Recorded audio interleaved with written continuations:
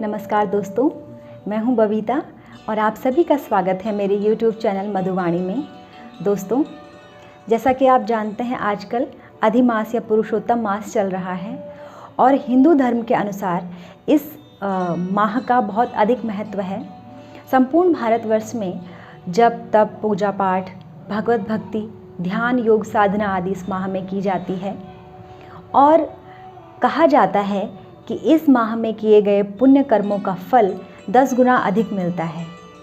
तो यदि ये माह इतना ही प्रभावशाली है तो क्यों यह हर 3 वर्ष बाद आता है, और यदि ये माह इतना ही पवित्र है तो इसके पीछे का रहस्य क्या है और इसको विभिन्न नामों से क्यों पुकारा जाता है।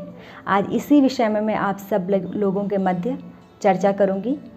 तो हम इसके कुछ वैज्ञानिक और कुछ पौराणिक पहलुओं पर बात करेंगे। सबसे पहले समझते हैं इसके वैज्ञानिक महत्व। तो हमारे यहाँ, जैसे आप जानते हैं, संपूर्ण विश्व में इस समय रोमन कैलेंडर चल रहा है और हमारे यहाँ जो हिंदू कैलेंडर है उसके अनुसार सूर्यवर्ष और चंद्रवर्ष होता है।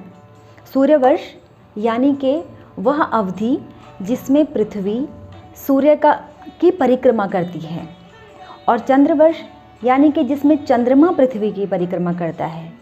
तो यदि भारतीय कैलेंडर की गणना के अनुसार देखा जाए तो सूर्यवर्ष की जो अवधि है वो 365 दिन 6 घंटे मानी गई है और चंद्रवर्ष की जो अवधि है वो 354.3 दिन मानी गई है। और इन दोनों के मध्य का जो अंतर है, इन दोनों वर्ष यानी चंद्रवर्ष और सूर्यवर्ष के मध्य का जो अंतर है वो लगभग 11 दिन का आता है। बारीकी से यदि कहें तो 11 दिन 1 घंटा 31 मिनट और 12 सेकंड। और इस अंतर को यदि देखा जाए तो लगभग 3 वर्षों में जो ये अंतर है वो 1 माह के करीब बैठता है। तो फिर प्रत्येक तीसरे वर्ष जो है ये सारे जो दिन मिला करके 1 माह बनता है। तीसरे वर्ष वो अधिमाह के रूप में उसका प्रागट्य होता है या वो अस्तित्व में आता है। तो सोचिए कि जिस समय पर विश्व के अनुसंधानकर्ता यही अनुसंधान करने में लगे हुए थे कि पृथ्वी गोल है या चपटी है, उससे कई हज़ार साल पहले हमारे ऋषि मुनियों ने कितनी सूर्य की और चंद्र की इस प्रक्रिया की कितनी सटीक व्याख्या कर दी थी। और दोस्तों, ये भी एक बहुत महत्वपूर्ण बात है कि हमारा जो हिंदू धर्म है यानी हमारा जो सनातन धर्म है उसमें किया जाने वाला हर एक कर्म कांड, हर एक जो रिचुअल है वो पूर्ण रूप से वैज्ञानिक पद्धति पर आधारित है। तो ये तो इसका वैज्ञानिक पक्ष हुआ। अब हम बात करते हैं इसके पौराणिक आधार की। तो पुराणों में कथा आती है, आप सभी जानते हैं कि हिरण्यकश्यपु जो है प्रहलाद के जो पिता थे, उन्होंने ब्रह्मा जी से वरदान मांगा था मृत्यु का। तो उसमें उन्होंने एक चीज़ ये भी कहा था कि मेरी मृत्यु 12 मासों में से किसी भी महीने में ना हो। तो जब भगवान श्री हरि ने नरसिंह रूप धारण करके हिरण्यकश्यपु का संहार किया तो उसके लिए उन्होंने अधिमास को ही चुना, यानी कि ये जो पुरुषोत्तम मास है इसी में हिरण्यकश्यपु को मुक्ति मिली थी। और इसको पुरुषोत्तम मास क्यों कहा जाता है, इस विषय में भी एक बड़ी रोचक प्रसंग आता है कि भाई हमारे मनीषियों ने चंद्रमास और सूर्यमास की गणना करने के लिए जो 12 महीने बनाए थे, तो सभी एक एक देवता को उन महीनों का अधिष्ठाता निर्धारित किया था। लेकिन ये जो अधिमास था जो कि चंद्रवर्ष और सूर्यवर्ष के मध्य संतुलन बनाने के लिए बनाया गया था, इसका भार कोई भी देवता अपने ऊपर लेने को तैयार नहीं हुआ क्योंकि ये अतिरिक्त था।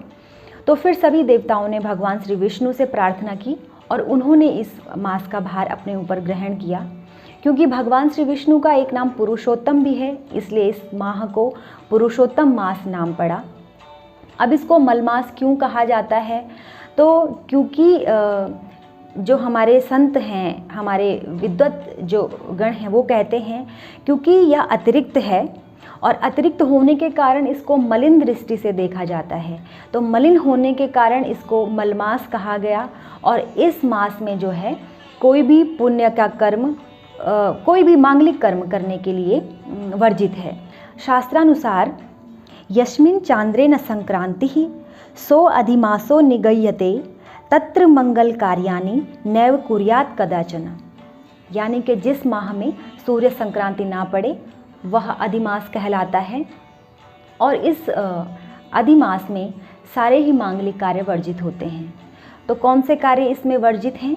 जैसे कि विवाह संस्कार हो गया, नामकरण संस्कार है, मुंडन है, गृह प्रवेश है, या किसी बहुमूल्य वस्तु को खरीदने संबंधी जो भी मांगलिक कार्य होते हैं वो इस मलमास में वर्जित माने जाते हैं।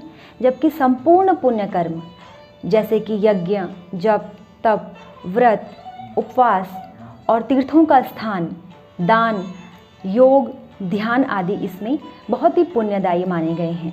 इस अधिक मास का इतना महत्व क्यों है? क्योंकि हमारे हिंदू धर्म में जीव को पंच महाभूतों से बना हुआ माना गया है। और वो पंच महाभूत हैं वायु, अग्नि, जल, आकाश तथा पृथ्वी। और इस महीने में व्यक्ति अपने इन पंचभूतों के मध्य संतुलन स्थापित करने का प्रयास करता है। वह अपने आप को आंतरिक और बाह्य रूप से निर्मल और पवित्र करके अपना परिमार्जन करता है, जिससे उसके अंदर एक नई ऊर्जा का संचार होता है। तो इसलिए ये अधिमास जो है वो बहुत ही महत्वपूर्ण माना जाता है।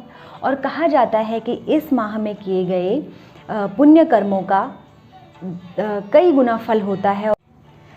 आप जानते हैं कि अंग्रेजी कैलेंडर में प्रत्येक चौथे वर्ष एक लीप ईयर आता है, जिसके तहत फरवरी 29 दिन की होती है। लेकिन हिंदू कैलेंडर में लीप वर्ष नहीं होता, अधिक मास होता है।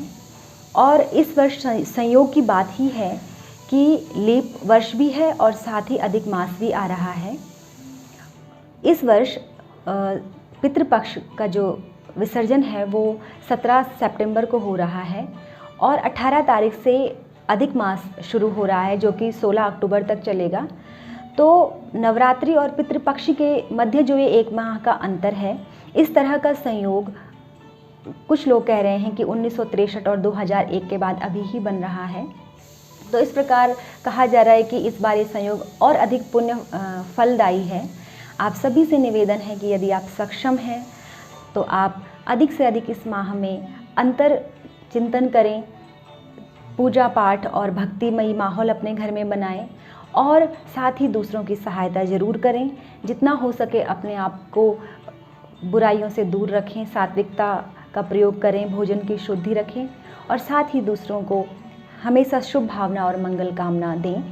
यदि आपको मेरा ये प्रयास पसंद आया हो तो मेरा चैनल ज़रूर सब्सक्राइब करें और साथ ही अगले वीडियो की नोटिफिकेशन पाने के लिए बेल आइकन ज़रूर दबाएं, लाइक करें और अगर आपके कोई भी वैल्यूएबल सजेशन हो तो मुझे कमेंट बॉक्स में ज़रूर भेजें। धन्यवाद। ओम शांति।